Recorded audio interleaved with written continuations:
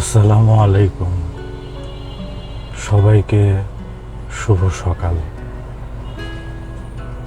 আজকে একটা ব্যাপার খুব সরাসরি বলি। আমাদের যাপিত জীবনে আমরা প্রায় বলি বা শুনতে পাই যে আমার কোনো কষ্ট নেই, আমি সবার কষ্ট।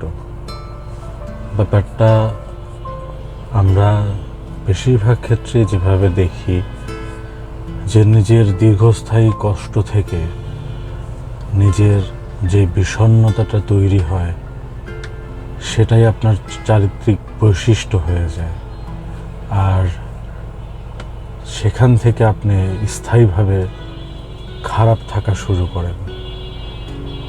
আর ঠিক তার পরপরই বা সেই সময়গুলোতেই আপনি আপনার আশেপাশের মানুষগুলোর সাথে এমন কিছু আচরণ করে বসেন বা প্রতিনিয়তই করতে থাকেন যা সবাইকে কষ্ট দেয়। আপনার পারিবারিক মহল, সামাজিক যেই সম্পর্কগুলো আপনার আছে, আপনার কাছের বা দূরের আত্মীয় স্বজন, বন্ধুবান্ধব, মানে সার্বিকভাবে বলতে গেলে আপনার কাছে দূরে সবাইকেই কষ্ট দেয়। এখন একটু আমি আমার মতন করে বলি,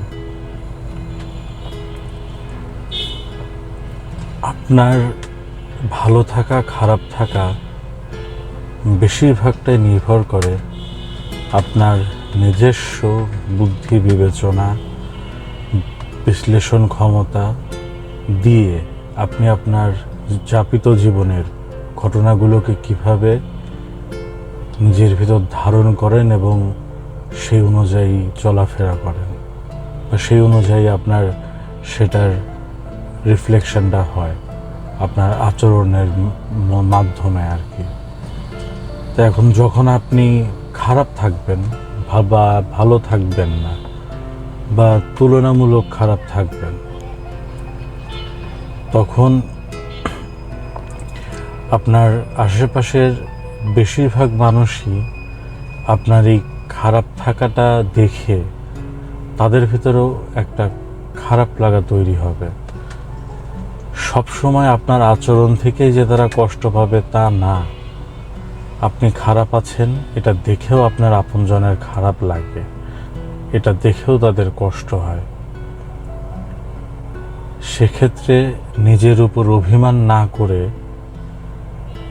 অন্যের পছন্দের যে কাজগুলো আছে সেগুলো যদি একটু করার চেষ্টা করেন, বা আমরা করি চেষ্টা, তাহলে দেখা যাবে যে হ্যাঁ, আমার যে বিষয়টা নিয়ে আমার কষ্টের আছি বা যেটা আমার কষ্টের কারণ সেটা সে জায়গাতেই থেকে যাবে, কিন্তু পাশাপাশি নতুন আর কোনো কিছু তৈরি হবে না যা থেকে আপনার আপনজনরা কষ্ট পায়।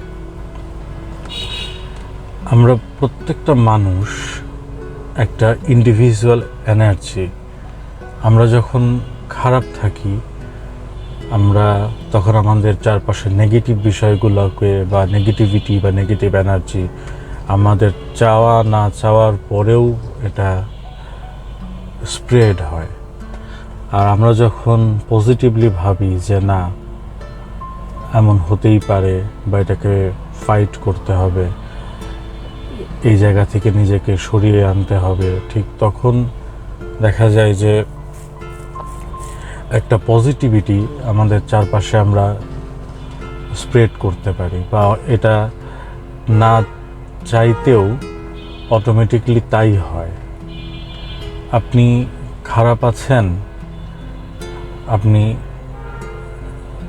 একটু হাসি তামাশার কথা বলেন, হাসি তামাশার গল্প করেন, বা যেখানে গেলে যাদের সাথে মিশলে পরে আপনি একটু আনন্দ পাবেন, সেই বিষয়গুলোতে বেশি নজর দেন, দেখবেন ব্যাপারটা অনেকটাই সহজ হয়ে যাবে।